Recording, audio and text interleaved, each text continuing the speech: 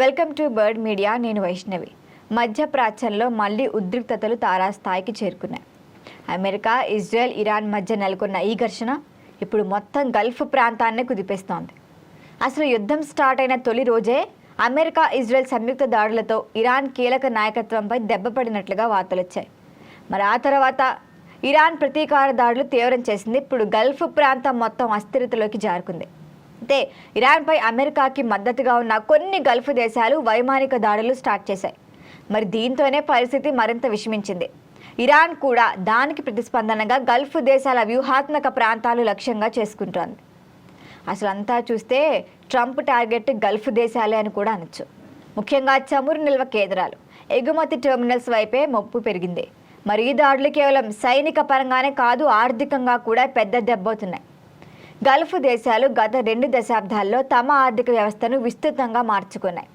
చమురు ఆదాయాలకే పరిమితమై ఉండేవి. ఇప్పుడు అట్లా కాకుండా అవి పర్యాటకం, ఫైనాన్స్, టెక్నాలజీ, రియల్ ఎస్టేట్ రంగాల్లో కూడా భారీగా పెట్టుబడులు పెట్టాయి.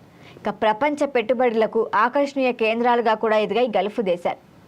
మరి వీటితో పాటు అంతర్జాతీయ ఈవెంట్లు, ఎక్స్పోస్, స్పోర్ట్స్ టోర్నమెంట్లలో గ్లోబల్ బ్రాండ్గా నిలిచాయి గల్ఫ్. మరీ ఎదుగుదలకి కొందరు వ్యూహాత్మక సవాళ్లుగా మారిందనే విశ్లేషణలు వినిపిస్తున్నాయి. అమెరికా విదేశాంగ విధానం చాలా సందర్భాల్లో ఆర్థిక ఒత్తిడిని ప్రధాన ఆయుధంగా వాడుకుంటూ వస్తోంది. ఒక ప్రాంతంలో కనుక అస్థిరత పెరిగితే పెట్టుబడులు ఖచ్చితంగా వెనక్కి వెళ్తాయి. అక్కడి మార్కెట్లు కూడా కుదేలవుతాయి. చమురు సరఫరా గనక అంతరాయం కలిగితే అది ప్రపంచ ఆర్థిక వ్యవస్థల అలజడి మొదలవుతుంది. మరి ఈ పరిస్థితుల్లో గల్ఫ్ దేశాలు మళ్లీ రక్షణ కోసం అమెరికాపైకి ఆధారపడాల్సి వస్తుంది. మరి ఇదే ట్రంప్ వ్యూహంగా కూడా మనం చెప్పొచ్చు. వాళ్లపైన ఆర్థిక ఒత్తిడి పెంచితే తిప్పి అమెరికా దగ్గరికి వస్తాయన్నదే ట్రంప్ ఆలోచన. మరి ఆ దిశగానే గల్ఫ్ దేశాలపై దాడులు చేస్తున్నారు ట్రంప్. మరి మరొక కీలక అంశం ఏంటంటే ఇరాన్ గల్ఫ్ దేశాలపై దాడులు చేస్తున్నప్పటికీ అమెరికా ప్రత్యక్షంగా ఈ దాడులలో పెద్దగా జోక్యం చేసుకోవట్లేదు. అయితే ఇజ్రాయెల్ రక్షణకి మాత్రం అధునాతన వ్యవస్థలు ఏర్పాటు చేస్తోంది అమెరికా. గల్ఫ్ దేశాల భద్రతపై స్పష్టమైన హామీలు ఇవ్వకపోవటమే ఇప్పుడు అమెరికాపై చర్చనీయాంశమైంది. మరి ఇది ప్రాంతీయ రాజకీయ సమీకరణాలు మార్చే అవకాశం కూడా ఉంది.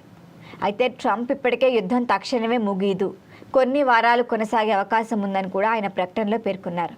మరి ఈ ప్రకటన వచ్చిన తర్వాత మార్కెట్లో మరింత ఆందోళన కనిపిస్తోంది. దీర్ఘకాలిక యుద్ధం అంటే ఖచ్చితంగా పెట్టుబడిదారుల్లో ఒక భయం, అనిశ్చితి ఉంటుంది. మరి ఇది పర్యాటక రంగానికి పెద్ద దెబ్బే అవ్వచ్చు. మరి అంతర్జాతీయ విమాన రాకపోకలపై కూడా ప్రభావం పడే అవకాశం ఉంటుంది. వీటి వల్ల బీమా ఖర్చులు పెరుగుతాయి. మరి ఇవన్నీ కలిస్తే ఏమవుతుంది? గల్ఫ్ ఆర్థిక వ్యవస్థపై భారీగా ఒత్తిడి వస్తుంది.